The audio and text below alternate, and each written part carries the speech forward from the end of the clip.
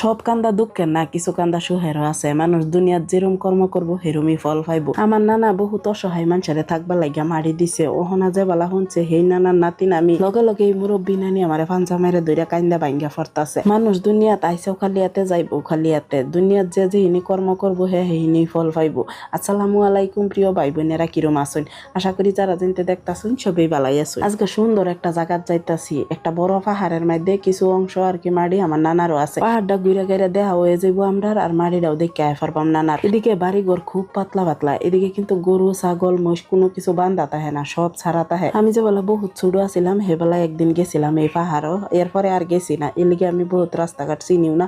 আমরা মামার তো ভাই একজনের লগে লইয়া যাইতাছি। শিলচর বদরপুর সাইডে আমরা এদিকে থেকে কিন্তু গরমটা একটু বেশি। আমি যে বলে শীতের মধ্যে গেছিলাম হেবেলা এরম গরম লাগছে। নানার বাড়ির যাইতে সময় ব্যাগ বইরা শীতের কাপড় লইয়া গেছি, হেনগে হাইরে একটা শীতের কাপড়ও লাগছে না, খুদাই খালি টুবলা টানাটানি করছি। পায়রা জাগাড়ির মধ্যে মানুষের বাড়ি ঘর যেরম পাতলা পাতলা, দোকান দেখানো এরম পাতলা পাতলা। একটা বস্তুর যদি দরকার পড়ে বহুত জায়গা আটটা গেহাইরা বাদে কিনন লাগে। এই যে বড় পাহাড়টা দেখতাছুন, এই পাহাড়ের যত পানি আছে এই সাইডে দা ঝর্ণা আছিল, এই ঝর্ণা তাই নামতো।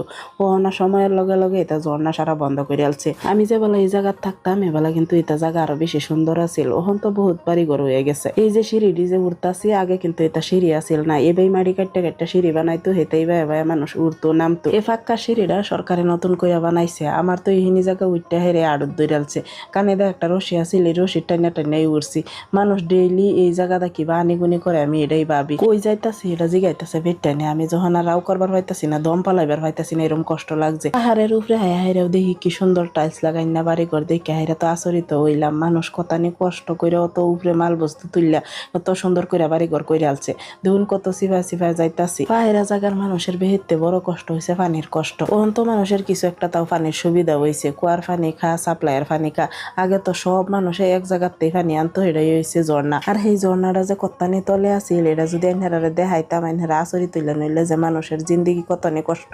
আর এই যে দেখুন কি সুন্দর একটা হইটা, এই হইটাডারে মেহেন্দি দা দিছে যেন আরো বেশি ভালো লাগতাছে। পাহাড়ের উপরে যে হিনি নানার বাড়ি হিনি জায়গা তায়া পড়ছি। এই এরিয়া লইয়া ব্যাগটা আমরা নানার। কত কত অসহায় মানুষের যে থাকবার লাগিয়া মারি দিছে, এটার তো কোনো হিসাবই নাই। হিডি তো আর গড়দুয়ার কত আইটা আইটা দেখাইছিও না। তো যিহিনি খালি ময়দান পইরা রয়েছে ইহিনি একটু ঘুরা গাইরা দেখাইলাম। এই অত বড় পাহাড়, এই ঘন জঙ্গল আমার জামাই একটা বিরাট ভালো লাগছে। আমার জামাই কইতাছে এনে একটা ঘর বানায় থই দিত। যে বেলায় আমরা বেড়াইবার আইতাম হেবেলায় হেরা এই জায়গাত বলে থাকতাম। তো এই যে এই মুরব্বী নানি রে দেখুন ফার্স্টে আমারে চিনছে না। আমার নানার নাম লয়ে পরিচয় দেওয়ার লগে লগে আমারে লাড়ি দা বাড়ি মারবার চাইতাছে, কইতাছে আমার নাতিন অত দূরাভিল তাইকে আইছে আর আমি চিনি না। আমারে পাঞ্চা মেরে ধইরা তো বহুত সময় কান্দাকাটি করছে। ওহন তো আমারে চা খাওয়াইবার লাগে পাগলা হয়েছে। আমার নানা মানুষের সহায় করতে বেলা কোনো জাত পাত দেখছে না, কেলা হিন্দু কেলা মুসলিম হেতা কোনো বিচার করছে না। যে অসহায় আছিল তারাই সহায় করছে, তারাই থাকবার লাগিয়া মারি দিছে। এর লিগেই কইলাম যে মানুষে মরতে বেলা যত ধন সম্পদ টিহা পয়সা আছে কোনো কিছুই লগে লইয়া যাইতারে না।